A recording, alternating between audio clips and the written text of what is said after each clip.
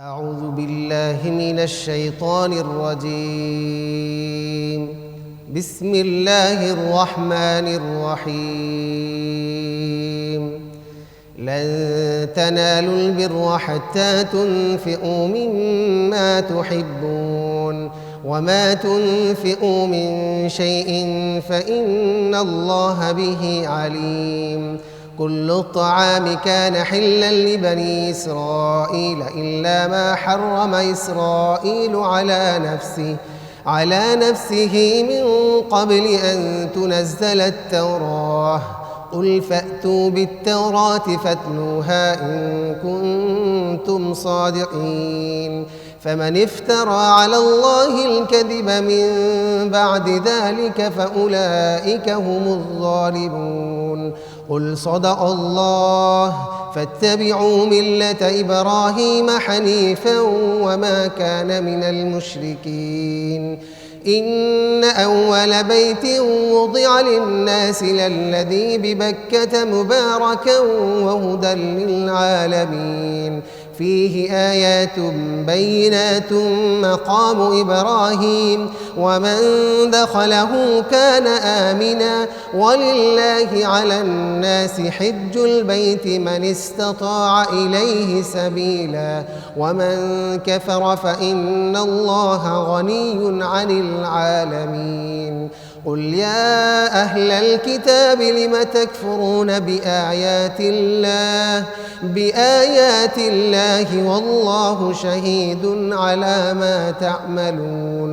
قل يا أهل الكتاب لم تصدون عن سبيل الله من آمن تبغونها عوجا وأنتم شهداء وما الله بغافل عما تعملون. يا أيها الذين آمنوا إن تطيعوا فريقا من الذين أوتوا الكتاب يردوكم بعد إيمانكم كافرين. وكيف تكفرون وأنتم تتلى عليكم آيات الله وفيكم رسوله ومن يعتصم بالله فقد هدي إلى صراط مستقيم। আমি বিতাড়িত শয়তান হতে আল্লাহর কাছে পানা চাই। পরম করুণাময় অসীম দয়ালু আল্লাহর নামে শুরু করছি। তোমরা যা ভালোবাসো তা থেকে ব্যয় না করা পর্যন্ত তোমরা কখনোই প্রকৃত কল্যাণ লাভ করতে পারবে না। আর তোমরা যা কিছুই ব্যয় করো নিশ্চয়ই আল্লাহ সেই বিষয়ে মহাজ্ঞানী। তাওরাত নাজিল হওয়ার আগে ইসরায়েল ইয়াকুব নিজের জন্য যা হারাম করে নিয়েছে তা ছাড়া সমস্ত খাদ্যই বনি ইসরায়েলের জন্য হালাল ছিল।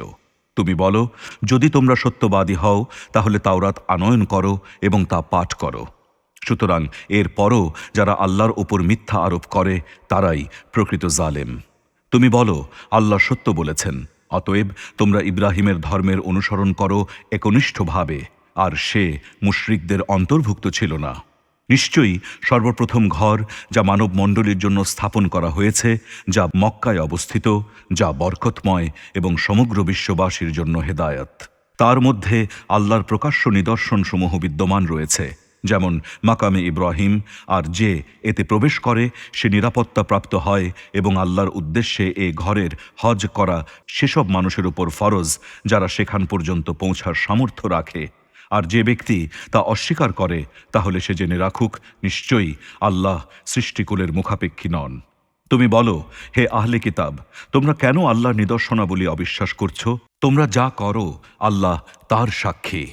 তুমি বলো, হে আহলে কিতাব, যে ব্যক্তি ঈমান এনেছে তাকে কেন আল্লাহর পথে বাধা দিচ্ছ তাতে বক্রতা অন্বেষণ করে? অথচ এ ধর্ম সত্য হওয়ার ব্যাপারে তোমরাই সাক্ষী, আর তোমরা যা করছো সে বিষয়ে আল্লাহ অনবগত নন। হে মুমিনগণ, যদি তোমরা আহলে কিতাবদের কোনো দলের অনুসরণ করো তবে তারা তোমাদেরকে ঈমান আনার পর পুনরায় কাফের অবস্থায় ফিরিয়ে নেবে। আর কিভাবে তোমরা কাফের হতে পারো অথচ তোমাদের সামনে আল্লাহর আয়াতসমূহ পাঠ করা হয় এবং তোমাদের মাঝে রয়েছেন তাঁর রাসূল? আর যে ব্যক্তি আল্লাহকে তাঁর রজ্জুকে শক্ত করে আঁকড়ে ধরবে সে অবশ্যই সরল পথে পরিচালিত হবে।